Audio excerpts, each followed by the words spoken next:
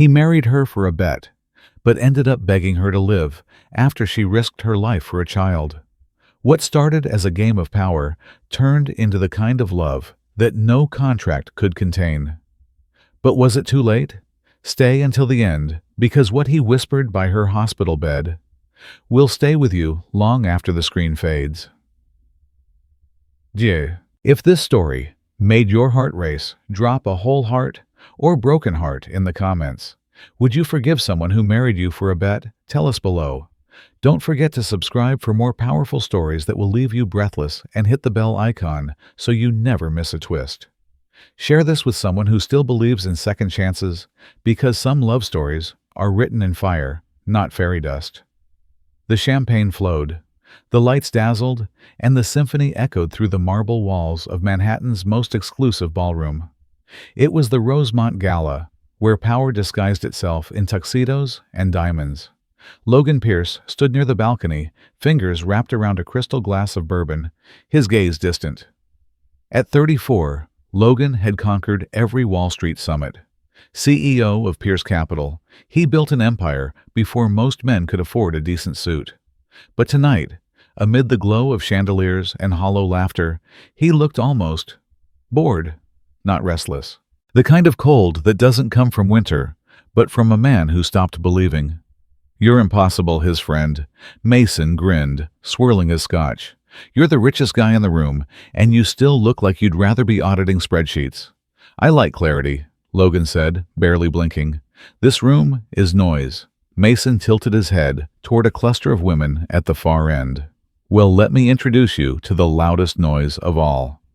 And there she was, Riley Quinn, red dress, combat boots, a cigarette tucked behind her ear like a middle finger to high society. Daughter of the late fashion mogul Celeste Quinn, Riley had been the subject of every tabloid headline in the past 5 years, from crashing Ferraris to throwing wine at premieres. She was reckless, unpredictable, magnetic. And tonight, she was laughing loud, unapologetically, like she didn't give a damn who was judging her. "She's a walking PR disaster," Mason chuckled. "But I'd pay to see you try and civilize that one." Logan didn't answer. His eyes locked on Riley. There was something calculated in his stare, like he was reading a market chart, not a woman. Then Mason leaned in. "I'll make it interesting," he said. $2 million. If you can turn that chaos into a proper wife in 90 days, it's yours." Logan's brow twitched almost imperceptibly. He turned to Mason with a smirk that didn't reach his eyes. 3 months. No feelings. Just results. Exactly. And if you fail, I get naming rights to your next hedge fund. A silence passed. Then Logan set his glass down and extended a hand. Deal. In that moment, a bet was born, not just of money, but of pride, of power. To Logan, Riley wasn't a person. She was a test, a challenge, a living equation. She would follow the structure or be folded into it. He didn't believe in love, not after what it had done to him. But control was real, predictable, profitable. What he didn't know, what neither of them knew, was how deeply this bet would unravel everything he thought he understood about people and about himself. Across the room, Riley Quinn caught his glance. She raised her glass toward him with a crooked smile. Mocking, daring, dangerous. Logan didn't flinch. This wasn't going to be a love story. This was going to be a game. And he never played to lose. Riley Quinn always knew her last name was more valuable than her freedom.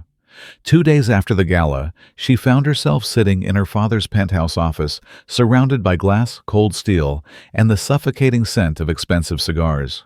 Across from her sat Gordon Kane, 45, bloated with ego and cologne, smirking like he'd already bought her soul. His father was one of the Quinn brand's oldest investors, and her father's latest ambition was to merge bloodlines with balance sheets. "He has a yacht named after his dog Riley," muttered, flipping through the prenup without reading a word. "Classy." Her father's tone was sharper than the edge of his whiskey glass.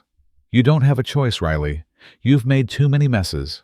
This marriage is what saves the brand and your reputation." That word again. Reputation. A leash disguised as legacy. Riley stood, heart racing, but face cool. Then I guess I'll make one last mess before I disappear." And she walked out. That night, Logan Pierce called. No preamble, no charm, just a flat, calculated offer, 3 months, a clean marriage, no strings, no expectations. You do your part and walk away with enough to never be told what to do again. There was a pause on the line long enough for him to think she'd hung up. Then Riley answered calm as a loaded gun. "Send the contract. I'll bring the pen." The next morning, the penthouse conference room at Pierce Capital felt more like a war room. A lawyer from each side, 2 pages of black and white clauses. No intimacy required. 0 control over personal life. Divorce finalized on day 91. Discretion mandatory. Logan slid the pen across the glass table. Riley didn't flinch. She signed in one stroke, Riley Celeste Quinn, as if sealing the deal with her middle finger to her father, the tabloids, and every man who thought she could be bought. She didn't even ask why Logan wanted this marriage, because deep down, she already knew. He thought she was a pawn, and pawns were predictable. But Riley Quinn was chaos in heels. The wedding was scheduled in exactly 6 days.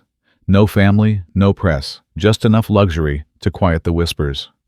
On the morning of the ceremony, Riley stepped into the dressing suite of the Essex Hotel, sipping black coffee like it was whiskey. Her dress, not white, midnight blue, sleek, sharp, silent rebellion sewn into every seam. Her best friend Harper stared at her from the corner. "You okay?" Riley shrugged. "It's not like I'm marrying for love." Harper raised a brow. "And he is." Riley didn't answer, just smirked. But something flickered in her chest, something uncomfortable, like heat behind her ribs.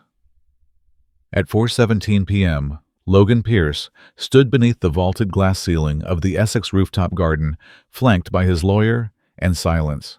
The breeze was crisp, the view pure New York drama. But his expression didn't shift. Riley arrived 10 minutes late, on purpose. Their eyes met, not a flicker of warmth, just 2 hurricanes locked in a silent dare. The officiant read the vows in under 90 seconds. "Do you, Logan Matthew Pierce, take Riley Celeste Quinn to be your lawfully wedded wife?" "I do." "Do you?" "Riley Celeste Quinn, take Logan." "Matthew Pierce, I do." She cut in sharp and sure like a blade through velvet.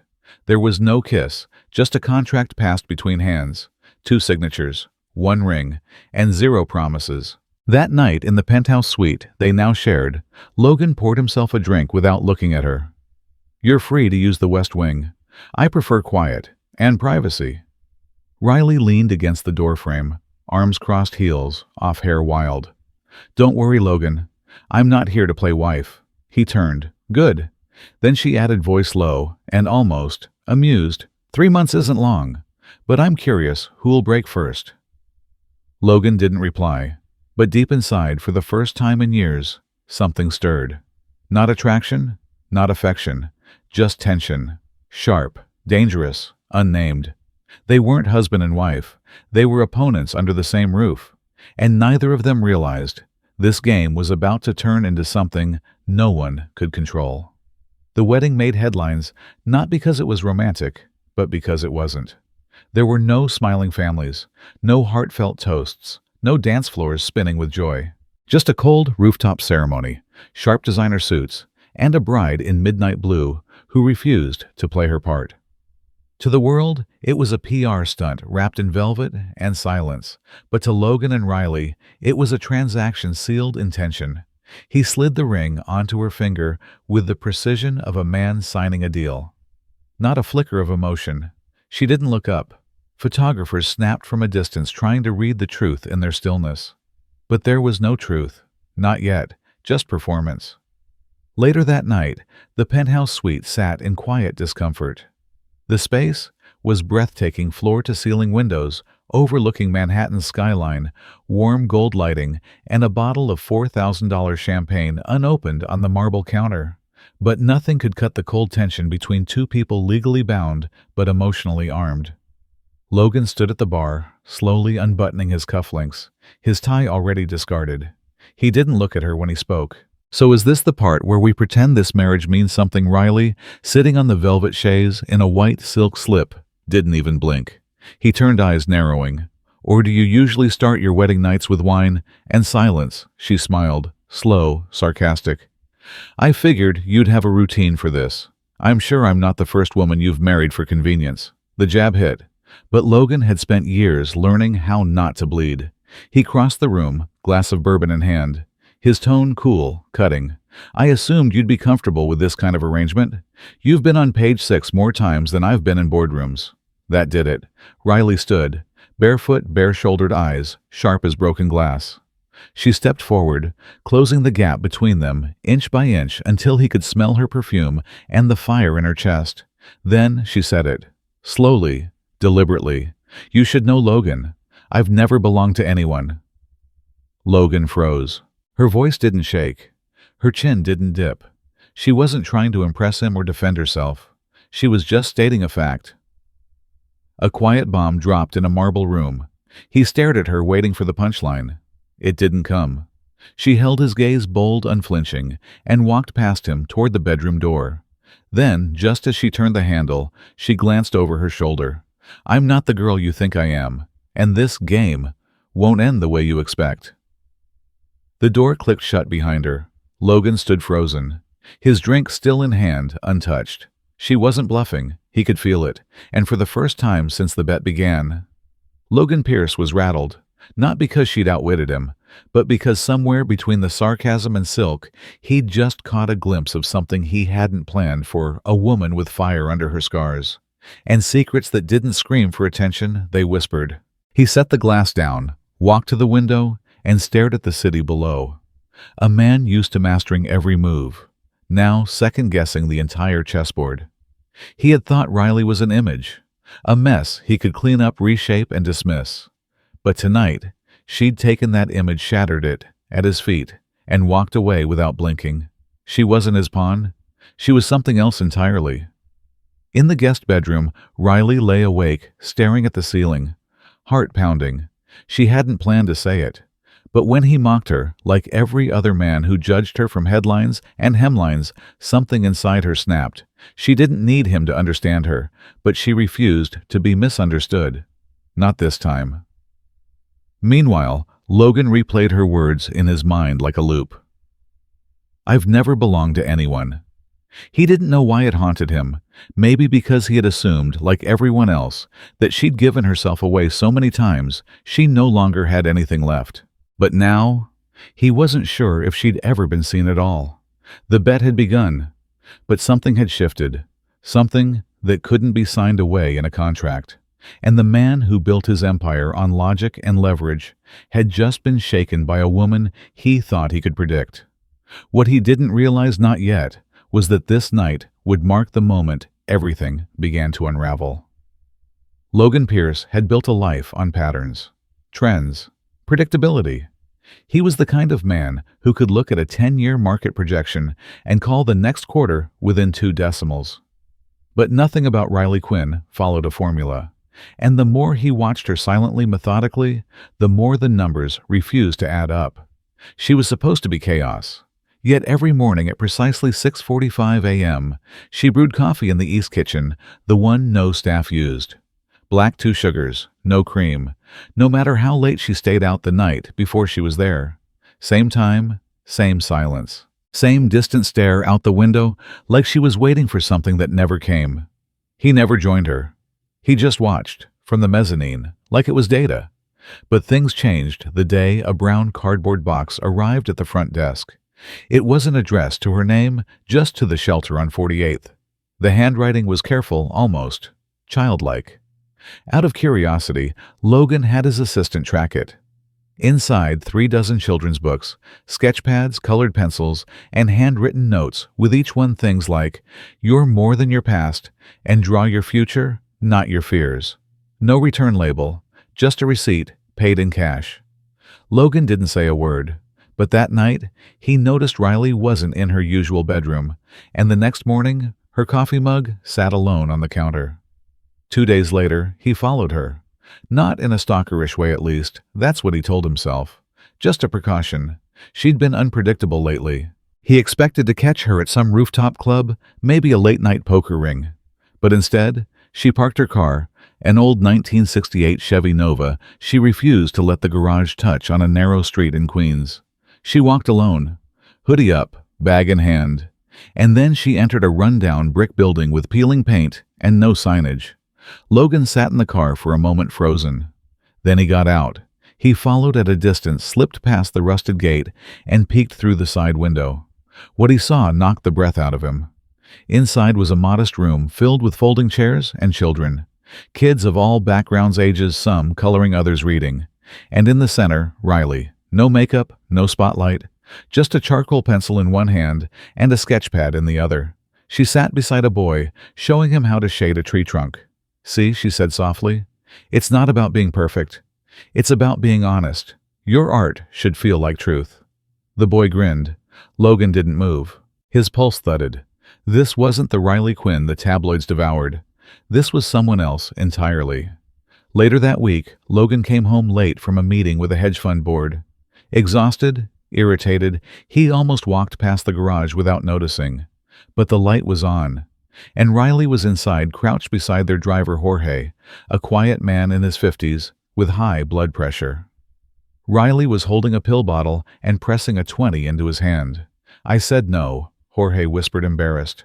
"And I said, you've driven my half-conscious hungover self across this city for months. Call it hazard pay," she shot back. Before Jorge could argue again, she disappeared into the hallway. Logan ducked out of sight. His chest felt tight, conflicted. He wanted to confront her, to ask why she hid this side, why she wore chaos like armor when underneath she was so steady, so aware, so kind. But he didn't. He wasn't ready to ask because he wasn't ready to hear. That weekend he finally saw her in their home. Really saw her. It was Sunday morning. The estate was still. The staff was off. Logan was headed to his library when he heard a voice down the hallway, soft, clear, and strangely happy. He followed it cautiously. Inside the drawing room, the housekeeper's 7-year-old daughter sat cross-legged on the floor, holding crayons. Riley knelt beside her barefoot, her hair tied up messily, wearing an oversized tee. She was sketching and teaching. "That's right," she whispered. "Use the side of the pencil, not the tip. See how the shading looks smoother." The girl nodded, beaming. Riley smiled, a real one, gentle, unrehearsed. Logan stepped back out of view. He didn't want to interrupt. He just stood there, hand against the wall, heart pounding. This was the same woman who flipped off paparazzi last week. The same woman he married on a dare. But now every image he'd ever believed about her was unraveling. She wasn't wild. She was guarded. She wasn't careless. She was hurting. And everything he thought he knew, every assumption, felt suddenly hollow. That night, alone in his study, Logan stared at the contract they had both signed. 90 days, no expectations, no strings, but something had changed, not in her, in him. For the first time in years, he wanted to understand someone, not control them, not fix them, just understand. And the terrifying part? He wasn't sure he could. Because Riley Quinn was no longer just a bet. She was becoming the one variable he couldn't calculate. Feelings weren't part of the contract. But somewhere between the silent coffees and shared glances, Logan Pierce stopped seeing Riley Quinn as a wager and started seeing her as a woman. A woman who carried her strength in silence and her scars, like tattoos, invisible to the world. He didn't say it. Of course he didn't. That wasn't his style. But he showed up differently dinner earlier than usual, more time in shared spaces, fewer dismissive stares. He noticed things, the way she tucked her hair behind her ear when she was thinking, how she bit the inside of her cheek when nervous. The fact that she hated tulips said they reminded her of hospital rooms. Riley noticed him noticing, but just as something unspoken started growing between them, everything shattered. It began with a knock at the door. Riley had just returned from the shelter. Her hoodie was still damp from the rain. She opened the envelope without reading the sender's name. It was a thick packet, photos inside. The first one showed Logan sitting at an upscale bar.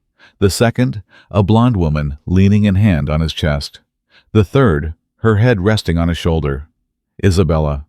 The name struck like a punch to the gut. Riley dropped the photos on the floor. There were no explanations, no captions, just moments frozen, damning.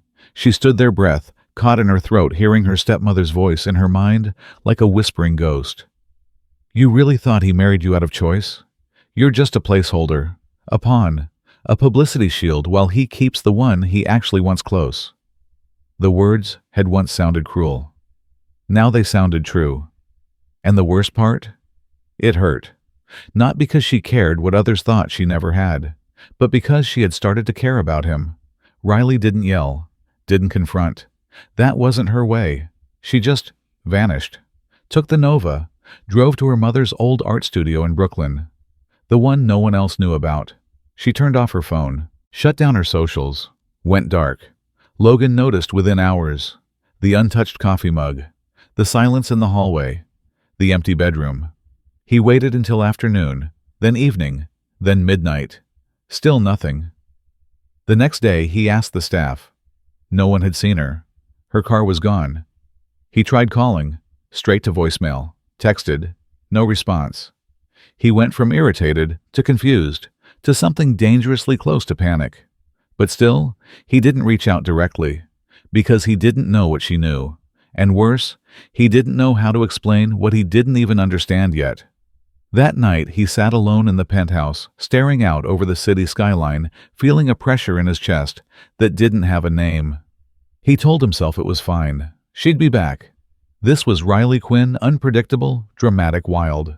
But a voice in the back of his mind whispered something terrifying. What if this time she left because of you? Across the city, Riley sat on the floor of the studio, knees pulled to her chest, staring at a blank canvas. The room smelled like turpentine and old memories. Her fingers trembled not from anger, but from the betrayal she hadn't expected to feel. This was never supposed to hurt. She had entered this marriage with zero expectations. No trust, no illusions.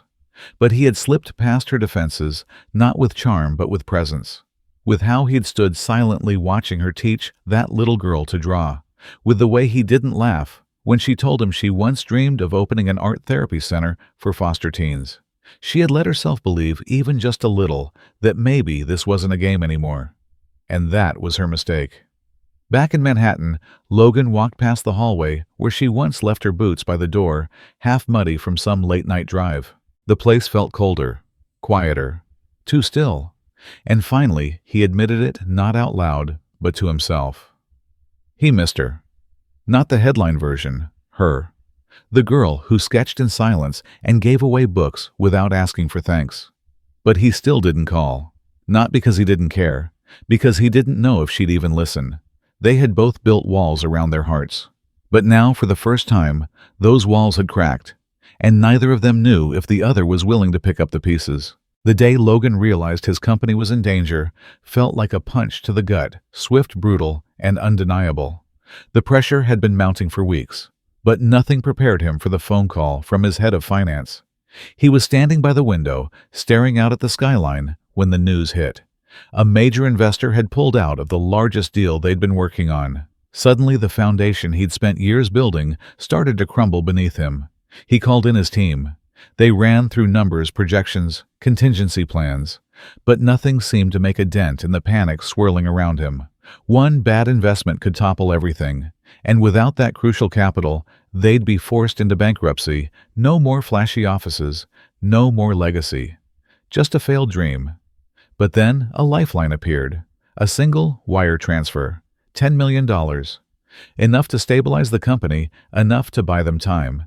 And the message attached RQ. At first, Logan assumed it was a mistake. He checked the account, the bank routing the sender's information. There was no name, just the initials.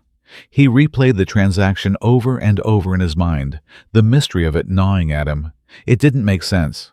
Who would drop that kind of money on him, especially without expecting anything in return?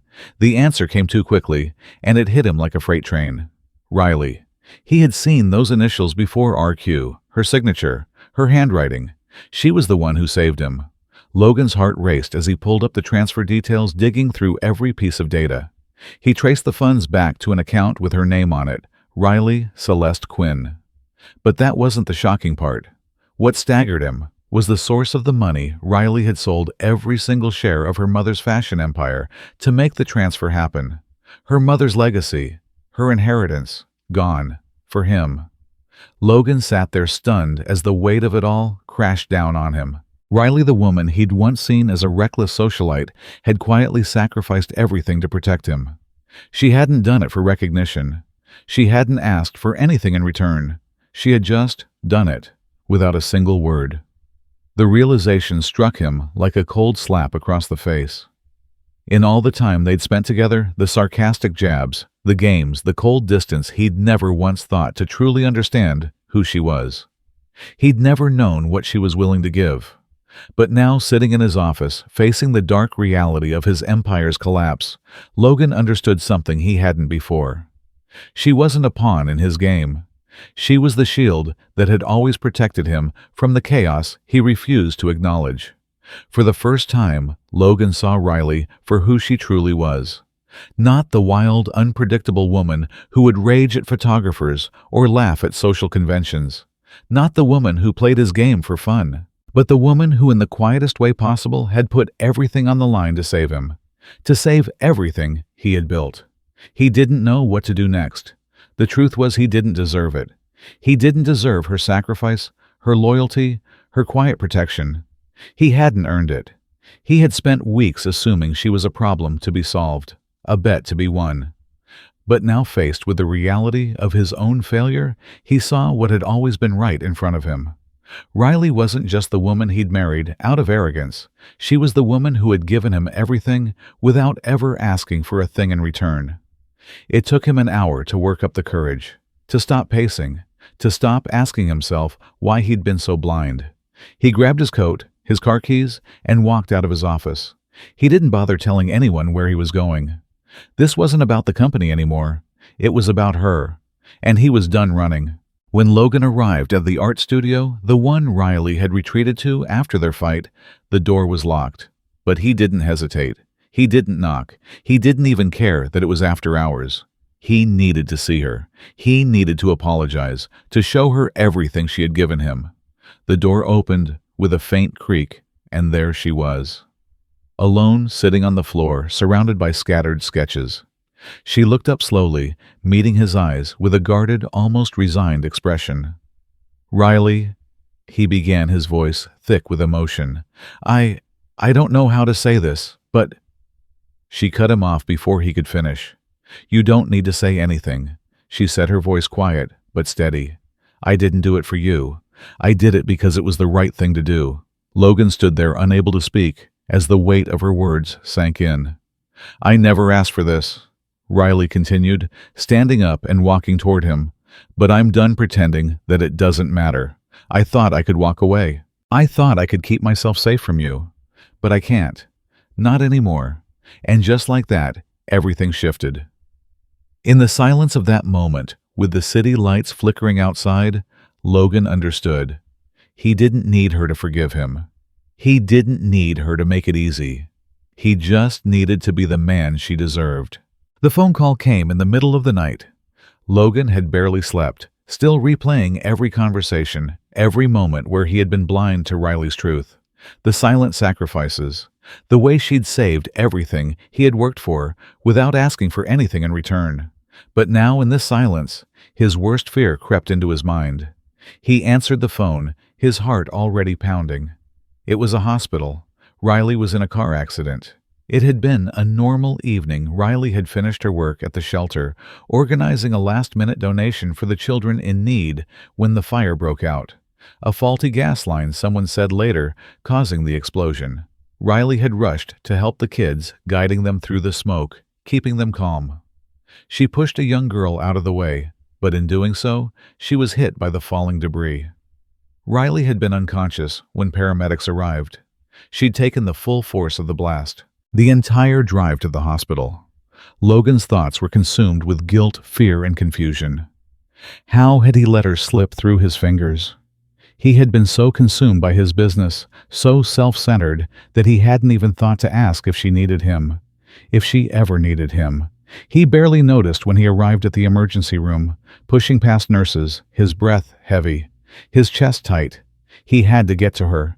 He had to see her, make sure she was still alive.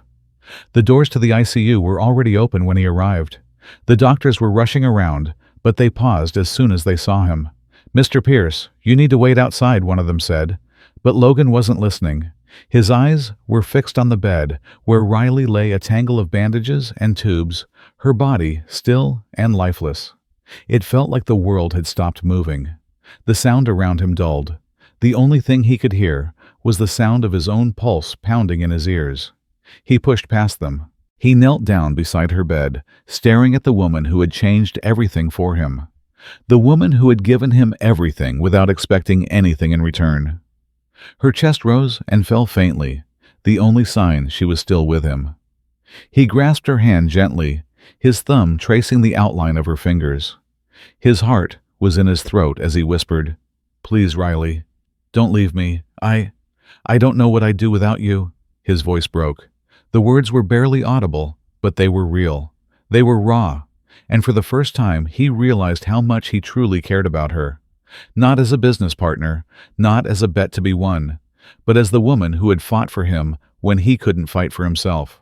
Riley remained still, her body bruised and battered, but Logan refused to look away. She was all that mattered now. She had always mattered. As the hours dragged on, Logan stayed by her side, refusing to leave. He couldn't. He didn't deserve to. He had taken so much from her, her trust, her time, her love, and now she was here lying in a hospital bed, fighting for her life. And all he could do was sit there, paralyzed by his own mistakes. It wasn't until dawn that the doctors finally came in with an update. Her condition was stable, but they couldn't guarantee anything. The trauma to her head was severe, and the next 24 hours would be critical. Logan didn't care about the statistics. He didn't care about the odds. He only cared about Riley.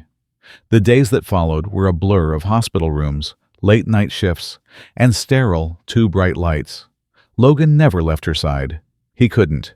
He spent the next week sitting beside her bed, talking to her in hushed tones, trying to make up for all the time he had wasted. He told her everything, how he'd seen her, really seen her for the first time, how he couldn't imagine life without her, how much he had come to need her, to depend on her. Every day he watched for the smallest signs of life, a flicker of her eyelids, the slightest twitch of her fingers. But Riley remained unresponsive. On the 7th day, Logan's patience finally ran out. He couldn't just sit there anymore. He couldn't wait. He had to do something.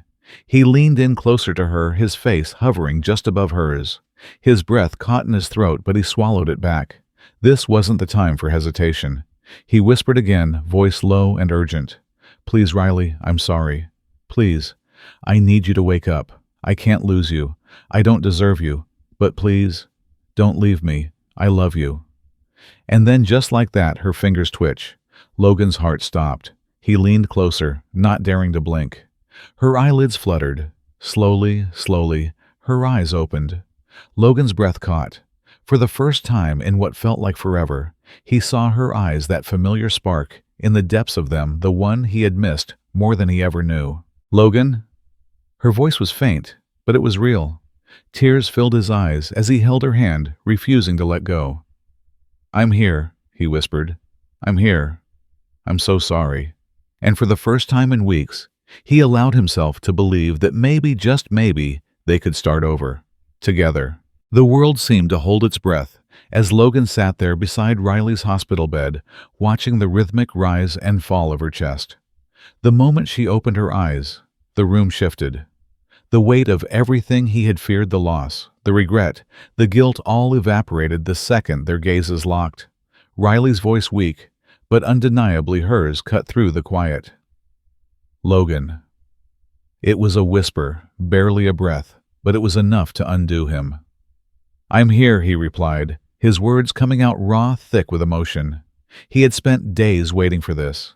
The cold, sterile room felt warmer now, as if the weight of their unspoken tension was finally beginning to lift. He squeezed her hand gently, as if afraid she might shatter like glass if he held too tight. Her eyes fluttered open fully, the fog of unconsciousness clearing from her mind. The machines beeped softly in the background, but in that moment, nothing else mattered. She was here. She was alive. Logan's breath caught in his throat. His chest felt tight, constricted. This wasn't just relief. It was overwhelming, like a dam breaking after years of being held back. He was looking at her, truly looking for the first time. He swallowed, forcing words past the lump in his throat. Riley, I... He stopped himself. What could he say? What could ever express the depth of what he felt for her now? The overwhelming guilt, the realization that he had been blind to the woman who'd been standing right in front of him.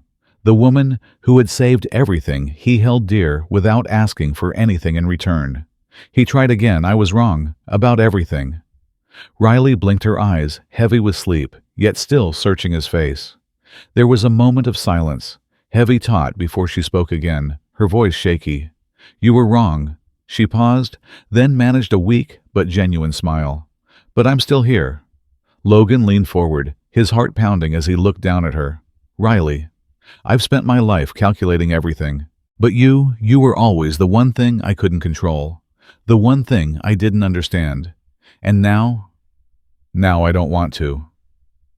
Her gaze softened, but she didn't respond. The words bubbled up in his chest, desperate to escape. He had ignored this, all of it, for so long, but now it was too late. He couldn't go back. Not anymore.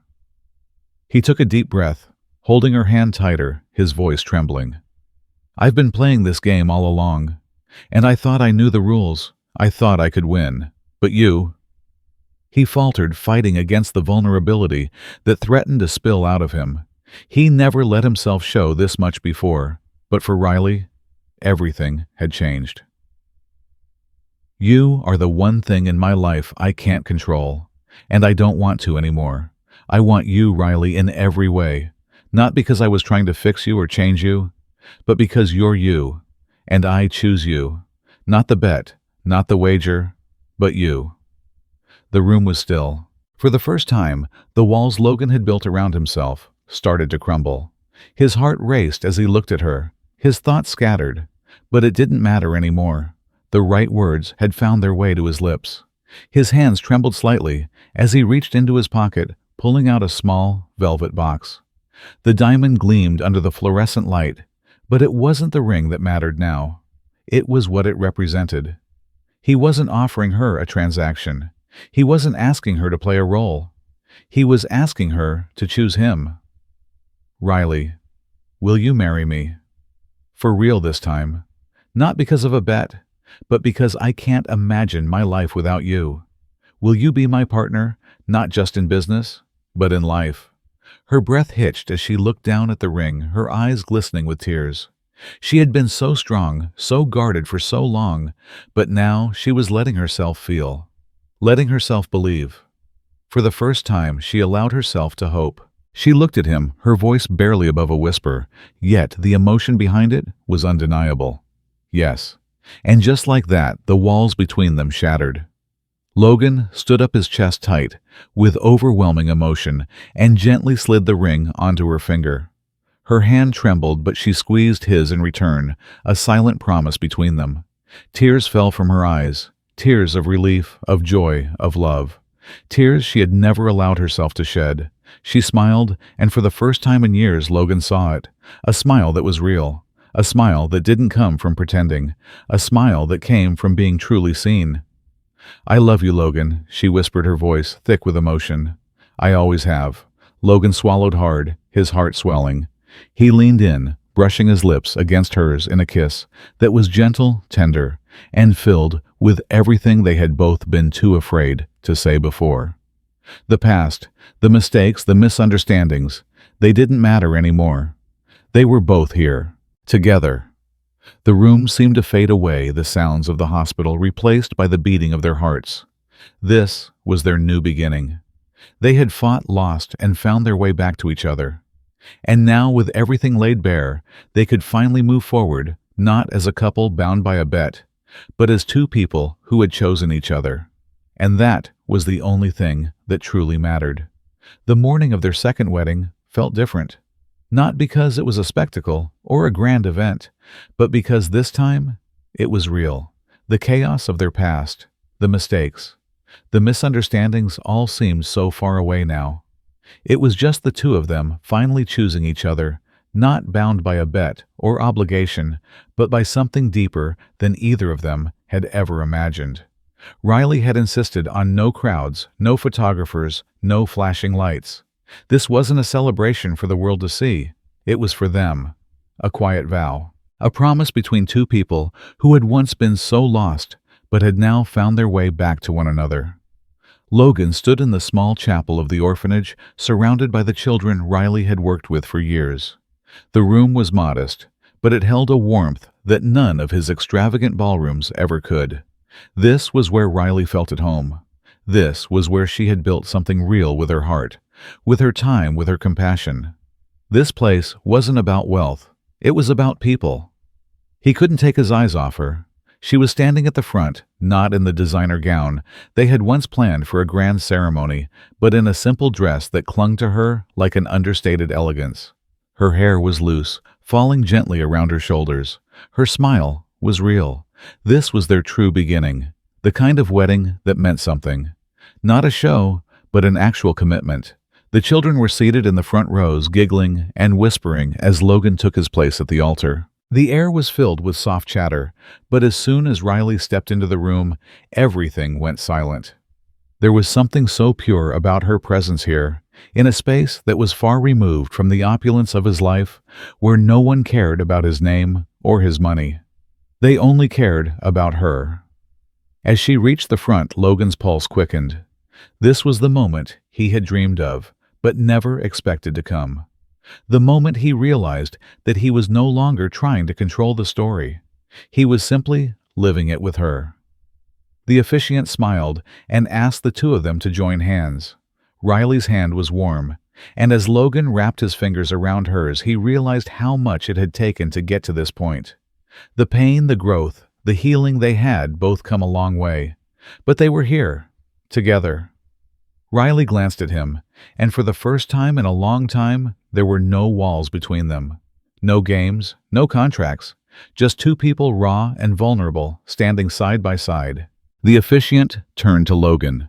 "Do you, Logan Matthew Pierce, take Riley Celeste Quinn to be your lawfully wedded wife?" Logan's voice was steady, but his eyes betrayed the weight of what he was about to say. "I do." The room seemed to hold its breath, and then the officiant turned to Riley. "And do you, Riley Celeste Quinn, take Logan Matthew Pierce to be your lawfully wedded husband?" Riley's eyes shimmered with a mixture of joy and quiet relief as she answered softly, "I do." With that, they were married. Not with the grand gestures of their original wedding, but in a quiet, sincere moment that belonged only to them. They exchanged rings, simple bands, no diamonds or excess. They were symbols of something far more important than wealth. As they stood together, hand in hand, the officiant pronounced them husband and wife. Logan leaned in, whispering in her ear, his voice low, full of sincerity. "This time, it's from my heart," he said. "No contracts, no clauses, no expectations, just us." Tears welled up in Riley's eyes. She'd never allowed herself to imagine this, to let herself believe in a future that wasn't governed by loss, disappointment, or the fear of abandonment. But here they were. For the first time, she allowed herself to cry, not from pain or sorrow, but from the overwhelming beauty of the moment. Tears of happiness, of a love she had never thought possible. The children clapped as Riley and Logan shared a tender kiss, sealing their vows in front of the people who had always known who they truly were. There were no cameras, no flashing lights, just the warmth of love, the comfort of a future they were now building together. The rest of the world could wait. This moment was theirs. Logan couldn't help but smile as he looked at her.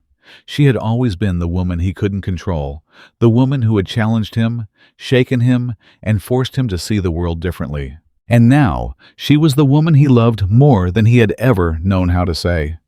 No longer a game, no longer a bet, just love. And as they walked down the aisle together, hand in hand, Logan finally knew one thing for certain. This was where everything began. Sometimes, love doesn't arrive with roses and candlelight. It comes disguised as a mistake, a bet, a misunderstanding. But what matters is what you do after the lie is exposed. Logan thought he could control love. Riley thought no one would ever choose her for who she really was. Yet through fire, betrayal, and loss, they discovered something deeper than perfection: grace, growth, and choice. This story teaches us that real love isn't about control or convenience. It's about staying when it's hard. Apologizing without ego. Choosing someone not once, but over and over, especially when you don't have to. In a world that often rewards image over truth, this story reminds us the bravest thing you can do is love someone fully after seeing them clearly. What about you? Have you ever forgiven someone who broke your heart, or been forgiven yourself? Drop your thoughts in the comments. We read every single one. Subscribe for more stories that dig deeper than surface drama and remind us what truly matters. Because love stories like this deserve to be shared.